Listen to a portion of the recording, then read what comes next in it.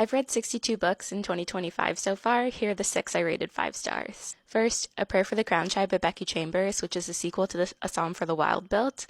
It is cozy science fiction at its best. If you're feeling a bit lost, like you don't really know what your purpose is, I can't recommend this book enough. It feels like a hug, like a warm cup of tea. It is just so soothing. Next, Saga by Brian K. Vaughan, which is the first graphic novel I've ever read. It's a space opera, a family drama. I laughed out loud. I cried. This book was everything. And it is so long, but I flew through it, you guys. Flew through it.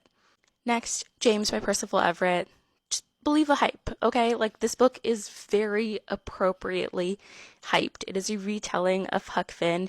It is so clever and witty and emotional. I think it's going to be considered a classic going forward. It's just absolutely stellar.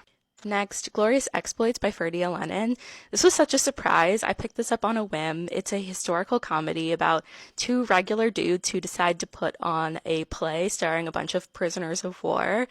It is simultaneously so funny and brutal and emotional and just so human.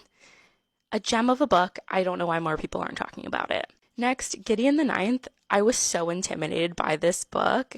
I don't know if it's the size of the book or the cover or what, but I was genuinely a little bit scared to read it.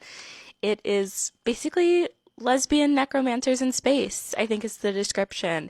And there's so much political intrigue, mystery, action. It's such a fun read, and I can't wait to read the rest of the series. Next, Honey and Spice by Bolu Babalola.